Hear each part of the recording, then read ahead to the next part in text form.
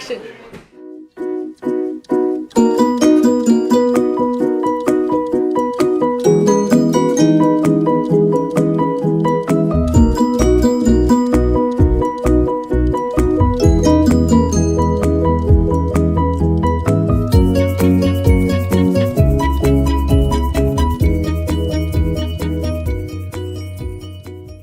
This is a film me and my friends made about the importance of foraging, gardening, and local eating. We decided to interview Kira Harrison for foraging. How long have you been foraging and why did you start? I've lived in the country my whole life and we've always had a garden, so being around plants that we've grown ourselves was just a part of my life. So foraging is just kind of a natural extension of that. We've always had wild raspberries, strawberries, rose petals, and every year at Thanksgiving we make cranberry jelly from the cranberries along the river by our house. And I've always liked the idea of being able to find things that just kind of grow by themselves and that we don't plant. They just kind of appear. What do you forage? On my hikes in the winter, sometimes I find chaga. In the spring, before the snow melts, my dad and I make maple syrup and collect birch sap to drink. And once the snow is gone, it's my favorite time to forage because everything just feels fresh, crisp, and new. And that's when everything just starts to sprout up, and that's when you can get lots of greens like violets, fiddleheads, and things like that taste better when the leaves are young. And during the summer, sometimes I get cattails if I can find them growing in clean water. Strawberries, raspberries, dewberries, thimbleberries, cherries, yarrow, dandelions, mint. I could go on forever. And at the end of summer and into the fall, there's blueberries, elderberries, chokecherries, cranberries, apples, pears. Again, I could go on forever. And later in the fall, I forage a lot of mushrooms, lots of lobster mushrooms, chanterelles, horse mushrooms, and those are just the ones that I can name off the top of my head that I find the most of. What are the benefits of foraging? I think foraging has lots of benefits. A lot of plants have medicinal properties, and foraging can get you out and closer to nature, and you get to explore new food sources and new flavors. Do you think everyone should forage? I think everyone should at least have an opportunity to try something from nature and experience going out and finding the foods and preparing them. It really is an amazing experience. Not everyone has access to foraging, so we decided to look at gardening as well.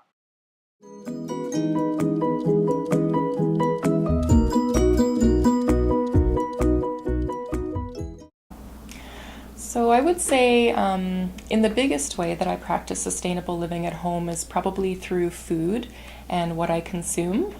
So that's primarily through avid gardening in my backyard with a vegetable garden and a herb garden and a greenhouse. And I also do some foraging as well in the wild. So sourcing my food locally is probably one of the bigger ways that I live sustainably at home, if I had to name one.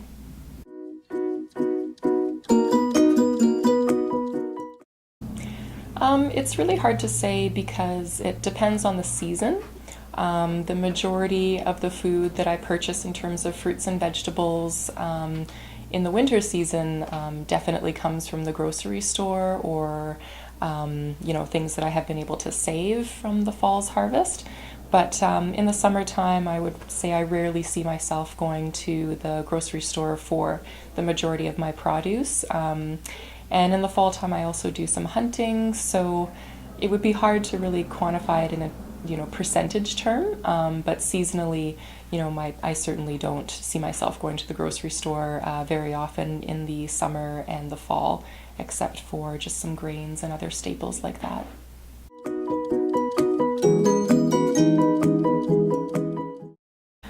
I would say, if you can get out and try it, certainly go for it. We are fortunate here in Thunder Bay to live, very close to a lot of these wild spaces, and we do have a lot of parks and conservation areas and nearby forests, some, right in Thunder Bay that are really accessible. So, the good thing about that is you don't need a vehicle. You can get around through public transit or even using a bicycle or even walking sometimes. So we have the opportunity here to really use nature as a platform for connection. Yeah.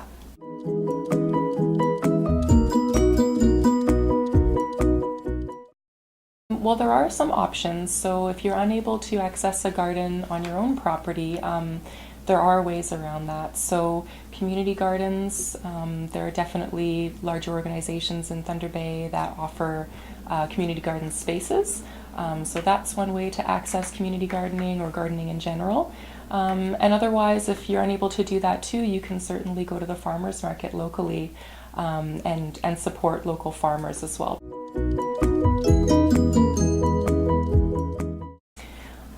I learned to garden and forage mostly through my grandparents, apart from teaching myself through other ways like in books and coming to certain classes. So some of my grandparents on my mom's side, they have a large garden in their backyard as well. So I was just there when I was a little girl and always walking amongst the rows of the vegetables and the peas and the eggplants and the tomatoes in the greenhouse. And that really inspired me to dig a garden of my own. So in 2006, I read the book The Omnivore's Dilemma by Michael Pollan. And, it talked about the journey that certain foods take, from where they are on a farm and how they end up on our dinner plates. And so it really inspired and called me to have a more direct influence in where my food comes from. And so that inspired me to dig a garden in my mom's backyard. And so that's what I did. And, I took a lot of information and valuable wisdom from my grandparents in helping me to do that. I would like to mention that, as I was saying earlier, Thunder Bay is really close to a lot of wild spaces, and, they are accessible, the conservation areas, the parks, the nearby forests, they are very close to the city. But even if you can't get out there, there is a lot of wildness right in Thunder Bay here in our urban spaces. You can find lamb's quarters, you can find dandelions or plantain or wild mint, all of these plants that have medicinal impacts and have, they're edible as well. And they grow right in the city. So, if not to eat them, then at least to learn about them and see how they interact with the urban spaces here, because a lot of these plants are really resilient and they thrive in no matter what environment you put them in, even if it's in like a downtown city. Sometimes you'll find mushrooms growing through the cracks of pavement, for example. So to me, these are all examples of our connection or relationship or just the presence of nature and wildness in our urban spaces. So it's something that if we do pay attention, we'll see that it's right in our own backyards. And these are opportunities that can be platforms for learning and connection, just to see what sort of biodiversity surrounds us right here in the city. Some people live in apartments, so gardening isn't an option. So we thought of eating locally as an alternative. When did you start selling locally? When my wife and I moved here in 2000, I built my oven a year later and started selling in the spring of 2001. What types of products do you sell? Now I sell bread, I sell granola. We have a few different kinds of baking like cookies and scones and some little tarts called galettes, and also pizza. Those are the main things. And some of our baking, especially baking, gets switched up from week to week, so it'll change. But those are the main things. What are the benefits to eating locally? Well, there's benefits economically that we're supporting local farmers, and that means that more money is going into the local economy to get used in the area. There are also benefits of there's less transportation, so because we don't have to bring products in from as far away, we're not using as much fuel, not polluting as much, not costing as much.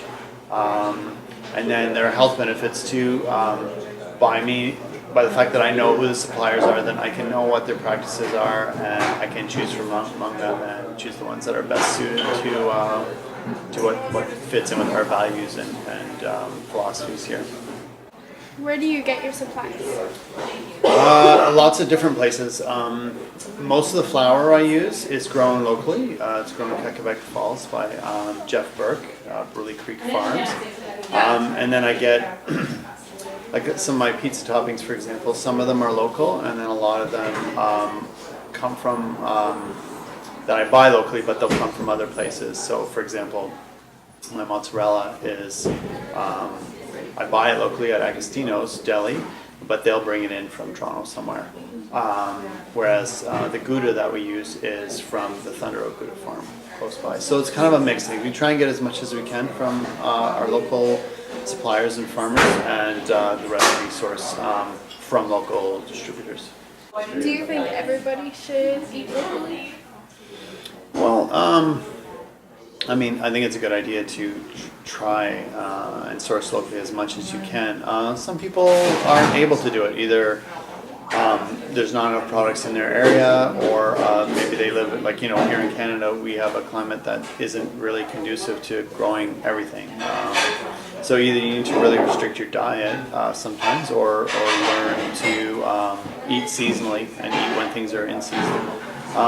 But it doesn't work for everyone. I think it's a good idea if you can do it, and if food is important to you and your physical health is important, but not everyone's able to do it, and you need to find a way to engage with the local food system in a way that isn't going to be too much work for you. Because if it's too much work, you won't keep doing it. It has to be something that's sustainable and something that you can do comfortably and that you see the benefits of. So I think everyone needs to engage in it to the level that they can and are willing to. Is there anything you would like to say or tips about eating locally? I would just say, you know, take the time to get to know the suppliers in your area.